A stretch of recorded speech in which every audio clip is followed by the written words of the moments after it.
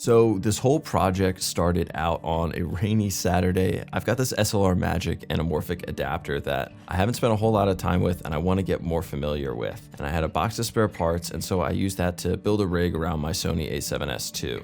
The first version was a little wonky.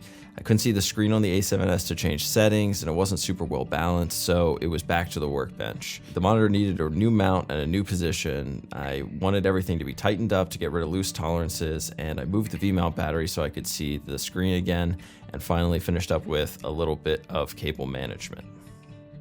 The core of the rig is the SLR Magic Anamorphot 40 1.33 times anamorphic adapter. So this is the older one. It's not the compact version. This is the one that has a rangefinder built in for single focus. Now my taking lens is the Helios 44-2 58mm f2. It's a kind of a legendary lens, and together this combo is heavily stylized. Lots of haze, lots of flares, super unique character going on. I took it outside for a Vimeo in 2012 styled test shoot. You can see the kind of subtle blue horizontal flares. I shot for the most part around f4. Here you can see the Helios flare on the right of the screen, and you can also see how hazy everything is before you grade it. Here you can see the corners are super soft, and there's also some internal flaring that happens with the adapter. You can see that on the left of the screen.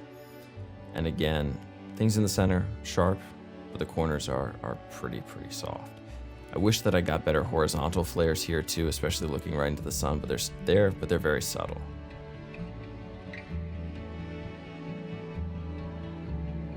And here you can see me struggling to pull focus. Definitely needed a high contrast LUT on the monitor to stand a chance of pulling focus. The whole rig runs off of a V-mount battery, so checkmate a7S II battery life. I chose to use the a7S because of its size and its weight, and honestly it felt like it needed some love. I haven't used it in a little bit. I've also used this adapter with my C200, actually just a couple of videos ago. Used that and my 35mm lens.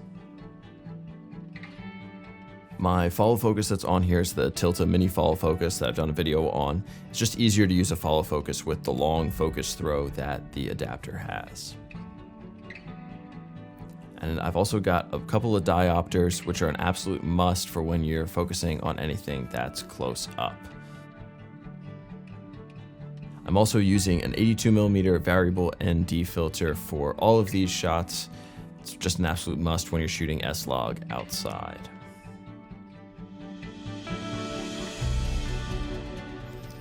The a7S II is not my pick for a handheld camera. You can see it kind of struggling here. I'm glad that I added more weight to the rig though.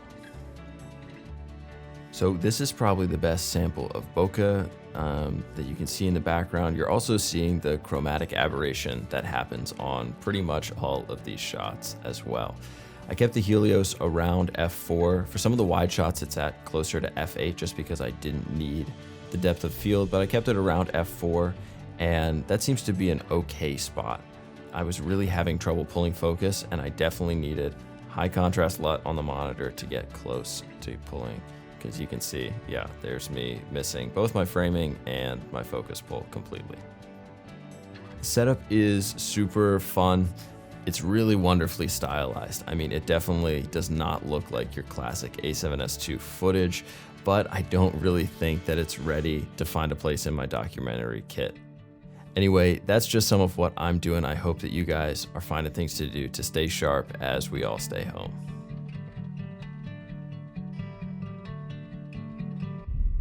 All right, Drew, do your magic.